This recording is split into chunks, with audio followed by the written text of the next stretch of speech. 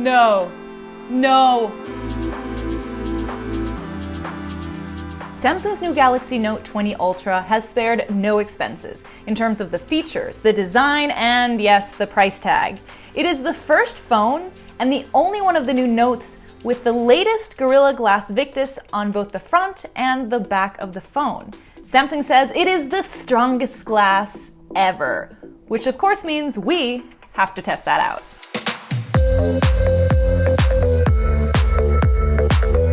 This time, rather than just focusing on drop resistance, Corning has made Gorilla Glass Victus stronger against both drops and scratches. That's why we've had to change things up a little bit, and we're going to be conducting two different tests. First, a scratch test, which I'm going to do right here with this brand new Galaxy Note 20 Ultra. But once you've introduced a scratch, the phone is basically compromised, and we can't really do the drop test on this phone. That's why Chris is standing by at his house with his own brand new Galaxy Note 20 Ultra of his own. Chris, are you ready? Yep, I got my phone right here. It still has the plastic on it, and I'm all set, ready to drop it on the ground. Before we get started, there are two things to note about this Note. For starters, though I did say it has the new Gorilla Glass on either side, the massive camera bump is actually Gorilla Glass 6. That is the previous generation.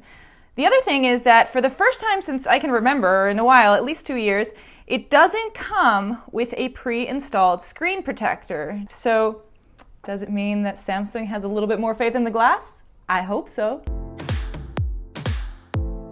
We're going to start the scratch test off with a key. And no, I am not about to key this phone, and hopefully you're not going to key this phone either, but what I am going to do is I am going to put it in this bag with a couple of the items that you would find in a pocket or a purse to mimic the real world wear and tear that it does get in our bags, purses, whatever. Now I'll put this little note in the bag, seal it up, and I'm going to shake it.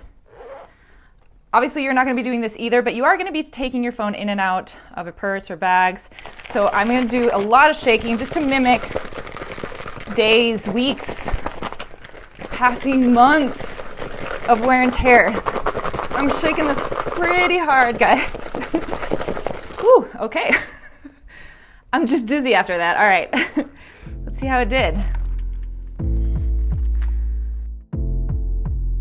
You know what? It looks really good. And you saw me. I just really wore myself out shaking that thing, and there's not any visible damage. The screen is looking great.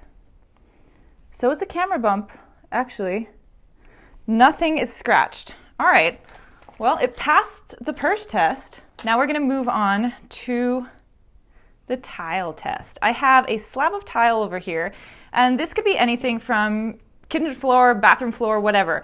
I'm going to do it on the screen side first, and I'm just going to wipe it back and forth to mimic, like if you drop it or it slides across the room, your kid gets it, whatever. I'm just going to slide it back and forth a couple different times, and it is pretty rough to the touch, so I'm expecting some damage.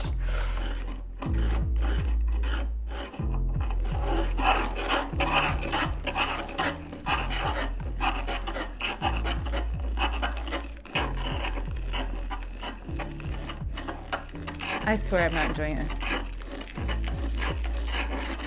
Okay. Yeah, that should do it. Okay. It has pretty significant scratches. So Corning said that it won't protect against those tiny micro scratches, but that it should be stronger against those deep scratches. And I am seeing a lot of those. So there's one right there. I'm going to try to angle the light so that you can really see it. And then one up here. And some on the side. I would not want to drop this phone after this because there are some deep scratches along the screen. And now we're going to take it up a notch, and for our final scratch test, I'm going to be using sandpaper.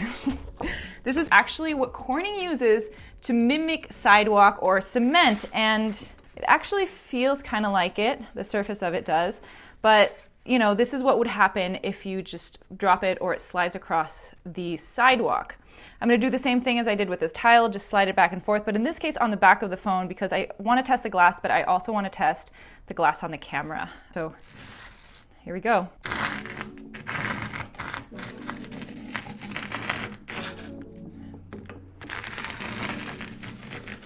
I'm not applying a lot of pressure on it, just kind of sliding it as it would normally. Okay, let's take a look. That sounded really bad, but to be honest, it hasn't done much damage. It has scraped up the frame on the camera, but that's about it, I think. So I'm gonna do it one more time, and this time I am gonna apply a little bit more pressure and make sure that this part is in contact and that the camera is as well. So let's try that one more time with a little bit of pressure. That is just not a pleasant sound, guys. Ugh.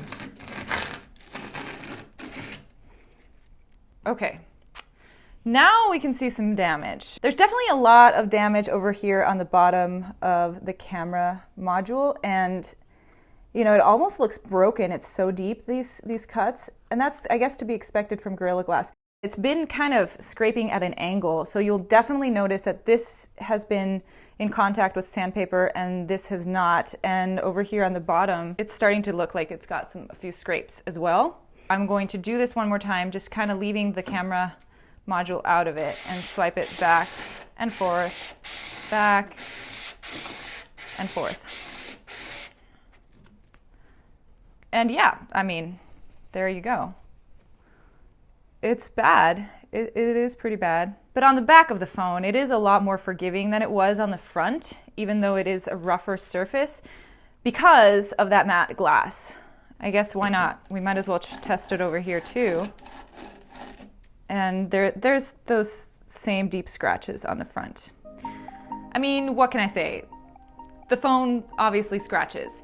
But to me, it did fairly well, considering that the more likely of all of these scenarios is probably the purse or the pocket test, and it came out unscathed from that. So, you know, that's your everyday use. Now, we do know what's going to happen if it slides across your kitchen floor, your bathroom floor, or across the sidewalk. And with the scratch test out of the way, let's check in with Chris. Chris, are you ready for the drop test? I'm ready. Let's do it.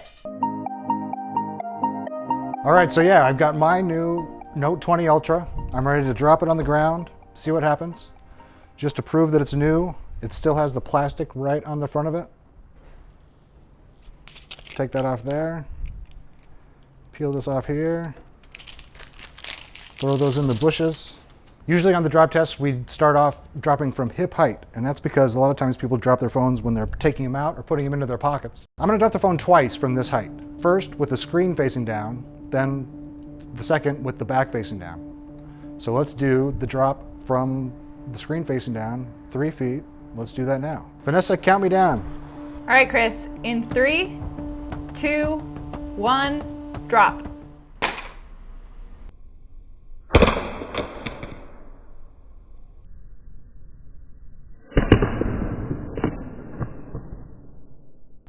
That didn't sound too bad. How's it looking, Chris?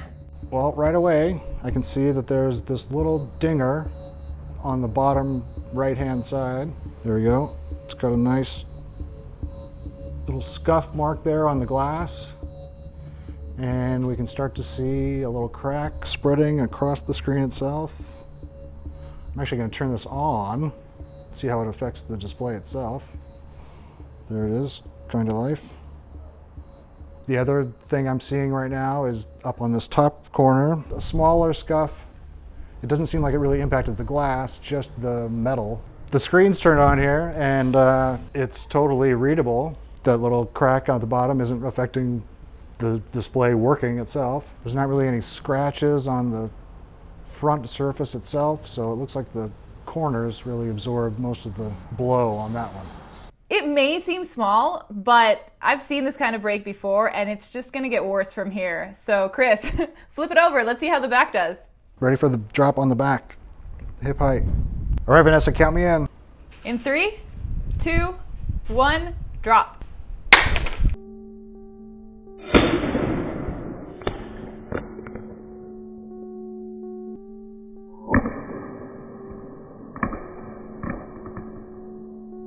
that sounded tougher than the first one. Okay, folks, you ready for this? Take a look. No. No. Wait, I can barely see. No. Is it fractured? Are you kidding me? There it is. That back is toast. We've got big scratches all the way up and down the sides.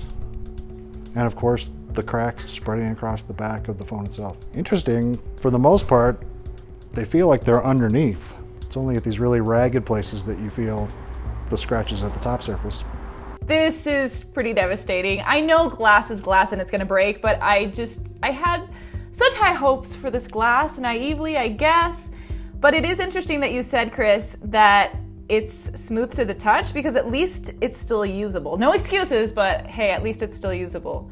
And back here on the camera module, there's just a little bit of slight scuffing on the edge of the bulge itself, but the glass is intact.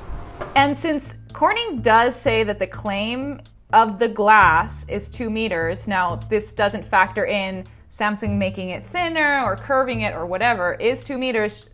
Should we take the screen to 2 meters, Chris? I mean, I suppose so, why not? I mean, I'm out here, I got everything set up. Yeah, the back is all screwed up, but the front is still pretty pristine. So you slap a case on it and it's still usable as far as I'm concerned. But let's see what happens if we drop this from over 6 feet. Yep, final drop, Chris. Count me down. In 3, 2, 1, drop. Ooh, I have a feeling that might have done something.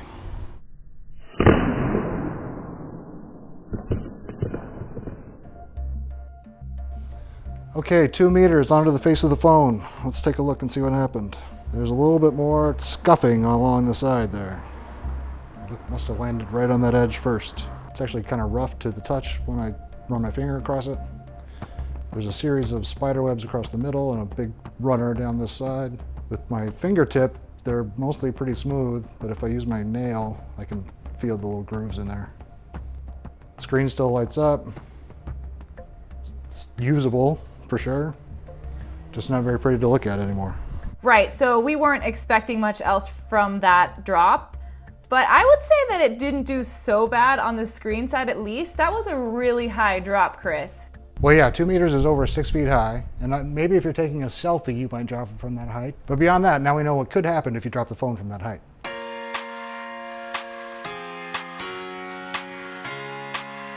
Suffice to say, we've put both of these phones through the ringer today, and props to Chris, because he's been manning like 5 different cameras out there on his own. I have the easy job in here. And ultimately, glass is glass. It's gonna break, no surprise, right? But I gotta say, I was really hopeful. I was expecting a little bit more. I think in the context of predecessors, it does seem to be a little bit more durable, especially because we tested it all without the screen protector, and it did fairly well on the first drop, and it didn't scratch on the first test. But you're still gonna wanna put a case on this phone. You paid so much money for it, and you don't want anything to happen to it. That being said, our tests are not scientific, so take these results with a grain of salt, and your mileage may vary. We wanna know about it, so let us know in the comment section below. And before you leave, fun fact, if you're wondering what we do with all these broken phones, this one right here is the Galaxy S20 Ultra that we drop tested earlier this year. And this has been one of the main phones that I've been using to shoot my own video while we're at home. And same here, Vanessa. This is the Galaxy Z Flip that we dropped earlier as well. And I've been using that to shoot my videos here in the house. And these notes are still in working condition, so we might actually use them to film our next drop test, which is, I think, the iPhone, Chris. Can't wait. I'm ready when you are. We'll see you then.